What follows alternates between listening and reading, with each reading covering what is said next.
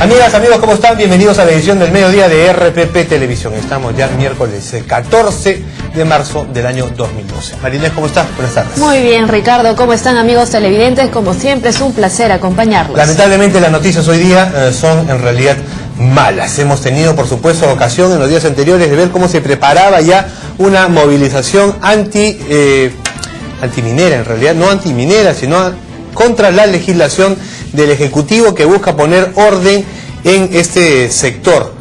Hasta el momento, Ricardo, hay un muerto y 26 heridos debido a las protestas en Madre de Dios. Que no solamente son en Madre de Dios, sino también en Puno y en el Cusco. Es una protesta muy bien organizada y que ha pasado no solamente del bloqueo de carreteras, sino que ha pasado a la agresión contra la población civil que buscaba salir de su vivienda, buscaba ingresar a los mercados. El mercado de Puerto Maldonado de Madre de Dios estaba tomado por estos manifestantes, por estos mineros ilegales, quienes les han lanzado piedras a las personas que buscaban abastecerse como todos los días. Lo mismo en el puente, uno de los puentes principales de la ciudad, y han intentado además también tomar el aeropuerto. Veamos la nota, Marines. Así es. Tensión y violencia se sienten en Madre de Dios. Carlos Lancy Yumbato, de 35 años, perdió la vida, mientras que 26 personas han resultado heridas, entre ellas un niño, como resultado del paro minero en esta ciudad. Se dio en Puerto Maldonado. La ciudad viene soportando continuas marchas que los mineros informales vienen dando desde hace más de una semana. Pero estas protestas no son aisladas. En La Libertad, 7.000 mineros bloquearon la carretera de penetración andina de la región. Cientos de pasajeros, así como camiones, se quedaron varados en medio de la nada. El presidente de la región, José Murguía, intentó llegar a un acuerdo, pero no logró nada. El bloqueo de la carretera continúa. Puno se ha sumado a las protestas. Más de 1.000 mineros marcharon a la capital de la región y amenazaron con tomar carreteras y el aeropuerto de Juliaca. Todos ellos provienen del distrito de Ananea. Todos ellos reclaman la suspensión de las leyes que determinan que solo las mineras formales podrán realizar explotaciones. Precisamente a esta hora de la tarde, Ricardo, ya tenemos una conexión vía telefónica con nuestro corresponsal desde Madre de Dios.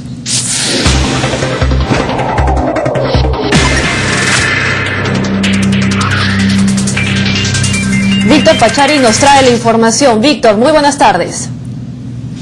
Muy buenas tardes. A esta hora se ha incrementado la cantidad de heridos en las movilizaciones de los mineros de esta ciudad. En el momento son 26 los que están internados en el Hospital Santa Rosa de esta ciudad. Reiteramos que se ha identificado plenamente al fallecido. Se trata de Carlos Lancy Yumbato, de 36 años. Directo en directo, RPP Noticias. Las gracias entonces a Víctor Pachari por la información. Se han confirmado ya 26 heridos quienes están internados en el Hospital Santa Rosa. Vamos ahora a recibir información sobre lo que está pasando también con estas protestas de la minería ilegal en Puno.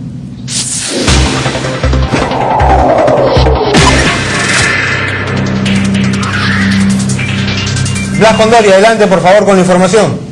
Gracias. En directo se normalizó la vía Puno-Juliaca con la intervención de los efectivos de la Policía Nacional, donde participaron más de 500 miembros del orden, quienes han desbloqueado los más de 5 kilómetros que fueron bloqueados por los mineros artesanales, desde el centro poblado de Yanamayo hasta el lugar denominado Patayani del distrito de Paucarcoya, impidiendo el libre tránsito de vehículos de servicio interregional, provincial y viceversa.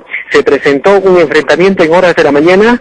En el lugar se tiene 5 detenidos, 3 de ellos se han identificado y 2 no tienen la documentación respectiva, que serán denunciados por destruir los señales de tránsito. Los mineros artesanales se vienen reuniendo en los cerros de ese mismo lugar del centro poblado de Yanamayo, hasta donde llegaron también una delegación de autoridades encabezado por el gobernador, Defensoría del Pueblo, la de Conflictos y representante del Ministerio Público, para poder tener este mismo diálogo en la intemperie, con la participación atenta mirada de los efectivos de la Policía Nacional, como también de los mineros informales que se encuentran en los cerros de este mismo lugar. El gobernador nos ha invitado a un diálogo para las 12 de la tarde en la gobernación, pero continúa este mismo diálogo en el mismo lugar. Directo e indirecto desde Puno, RPP Noticias. Muchas gracias a Blas Condori, nuestro corresponsal en la ciudad de Puno. Felizmente han desbloqueado ya, María Inés, esta vía. Más temprano recibíamos reportes a través del rotafono de que no solamente bloqueaban la vía Juliaca-Puno, sino que también estos mineros supuestamente informales, en realidad ilegales, le bajaban la llanta a los buses y agredían a los pasajeros que intentaban defenderse o en todo caso pues evitar que esto ocurriera. Vamos a propósito de esta situación que se registra luego de que el Ejecutivo emitiera una serie de disposiciones destinadas a poner orden en esa situación de informalidad, de ilegalidad, no solamente en Madre de Dios y Puno, sino también en otras partes de nuestro país, a conversar con el doctor José Rodríguez Robinson, ex magistrado y abogado penalista, experto penalista de nuestro país. Buenas tardes, doctor, bienvenido.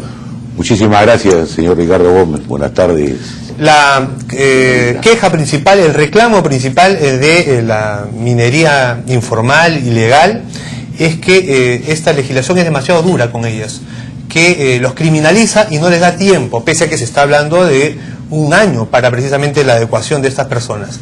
Bueno, efectivamente, en el Perú ha reinado siempre la informalidad, ¿no? Y eso ha traído como consecuencia de que muchas actividades se lleven a cabo sin ningún tipo de control o fiscalización. En este ámbito de la minería ilegal o minería informal, esta se ha venido desarrollando a lo largo y ancho de todo el Perú. Probablemente lo que más tenemos presente es el daño grave que se le ha hecho a Madre de Dios, y con la secuela de otras actividades ilegales que se desarrollan en torno a esto. Yo creo que el gobierno ha querido poner fin a este problema de minería ilegal, dictando una serie de normas a partir del decreto legislativo 1099, el 1100, el 1101, 1102 y 1103, ya estableciendo, definiendo lo que es la minería ilegal, ¿no? Lo que siempre vamos a, perdón Mariné, lo que siempre vamos a tener, doctor, cada vez que el Ejecutivo quiere poner orden en determinada área, en específico en la minería, es una oposición de gente que ha lucrado y quiere seguir lucrando con este negocio, ¿no? Los intereses económicos que hay detrás.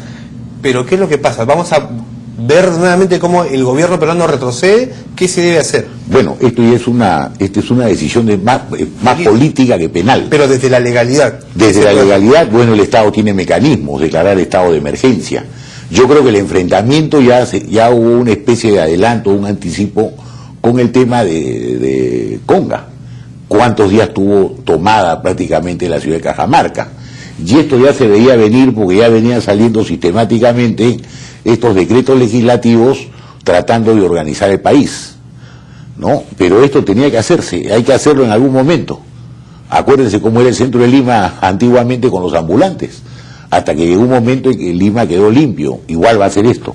Lo que pasa es que esto es de mucho más difícil control, porque hay zonas, hay quebradas donde difícilmente, pues, a veces la autoridad, en este caso el Ministerio de Energía y Minas, tiene la capacidad de fiscalizar. Los fiscales van a necesitar equipos especiales, la Fiscalía con el nuevo código tiene que implementarse, y con el antiguo código, lo que se sigue en la provincia donde se trabaja con el antiguo código, también tienen que implementar medidas. Así es, pero bueno, la declaratoria eventual de emergencia de estas zonas sería nada más un paño frío, porque en realidad es una medida de emergencia, como lo dice su nombre. ¿Qué más podría hacerse desde el Ejecutivo para paliar un poco, teniendo en cuenta que han roto el diálogo y que las protestas cada vez son más graves? El tema pasa por la respuesta del Estado. Si el Estado se mantiene en sus 13 y hace respetar el Estado de Derecho y dice, bueno, a partir de ahora esto se cumple, o simplemente entramos con vacatio legis, prórrogas hasta entonces, y esto sigue igual, la contaminación va a seguir igual. Lo que pasa es que hay mucho dinero que hoy día se mueve a través de la minería informal, y esas personas o empresas son los que hoy día asusan a los pueblos. La que financia este movimiento, pero en realidad es que también hay un problema, una carga social en todo este tema de la minería ilegal. Pero revisando específicamente ya solamente lo que contempla esta serie de medidas dadas por el Ejecutivo, ¿usted considera que este paquete de normas es muy drástico, es muy duro, criminaliza la acción de pobladores indefensos, o es que está poniendo orden nada más? Está poniendo orden porque, en primer lugar, tenemos que tener en cuenta que lo que se está afectando es el medio ambiente. Y la afectación al medio ambiente, ¿no? Eso trae como consecuencias graves, no solamente al Perú. Miren la cantidad de lluvias, todo lo que está pasando. Todo el mundo hay un problema de calentamiento global, como le llaman. Doctor, los plazos que da para que la gente que está metida en esta situación pues se adecue a la norma, se formalice, ingrese a la legalidad. Bueno, ese plazo quizás se pueda manejar. Pero el que contempla la ley, son 120 días. en principio. En principio. Y después entiendo por información periodística Sí, que hasta que un se está año, negociando a un año. Sí. O sea, de 6 meses a un año, ¿no? Sí. Y la ley entraría en vigencia a partir del 15º día, a partir del 14 ya estaría entrando en vigencia o el día 15 todos los artículos de este decreto legislativo que va desde el 307A y todas las conductas que se sancionan, ¿no? Y que están íntimamente Sí. vinculadas a la minería ilegal. Doctor, aprovechando su presencia aquí en nuestros estudios, además de el tema de la minería ilegal, quisiera su opinión sobre lo que se puede hacer y lo que se está haciendo para tratar de contener el problema de la inseguridad ciudadana. Un problema amplísimo también porque está comprometido el sistema penitenciario, el Poder Judicial, el Ministerio Público y hasta el Congreso de la República. Bueno, el problema de inseguridad ciudadana es un problema de seguridad que es el Estado. Mi opinión, mi experiencia como abogado, como el juez instructor de Lima, es que la policía no está totalmente desmotivada. Eso sí lo digo con el riesgo de que me haya pasado un policía que me reconozca en una papeleta. Están totalmente desmotivadas, no están equipados, no hay equipo de comunicaciones, la delincuencia cada día campea. O sea, no hay no hay reacción del Estado y no hay inteligencia. ¿Qué se podría esperar en todo? Bueno, es que el ministro del Interior, el Ministerio de Defensa tiene que reactivar la inteligencia. La única manera de descubrir la delincuencia, cómo están trabajando, cómo se están organizando, es a través de inteligencia. Miren ustedes cómo han encontrado esta menor que sustrajeron en el mercado 3 de febrero, la han encontrado en el sur. Ese es un trabajo. ¿Por qué? La divisa es un trabajo muy profesional. Y eso requiere apoyo, requiere dinero, ¿no? Entonces hay que hacer todo un trabajo. Los patrulleros tengan radios de buen alcance como era antes, acuérdese, don. Muy bien, doctor. Muchas gracias por su presencia, después de tiempo lo tenemos por aquí. Muchísimas gracias, a sus órdenes. Lo vamos a convocar más seguido, seguro. Perfecto. El doctor José Rodríguez Robinson, abogado penalista y magistrado de nuestro país. Continuamos, Marinés. Continuamos y precisamente con lo que está pasando en Madre de Dios. Exhortan al diálogo. El Ejecutivo convocó a la Federación Minera de esta región de nuestro país a continuar con el diálogo y se comprometió además a apoyar a los mineros artesanales. Según un comunicado de la Presidencia de la República, el diálogo se realizaría en la sede de la Presidencia del Consejo de Ministros. El gobierno formuló esta convocatoria luego de que la Federación Minera de Madre de Dios se retirara el pasado lunes de la mesa de diálogo con la comisión de alto nivel que llegó hasta el mismo Puerto Maldonado.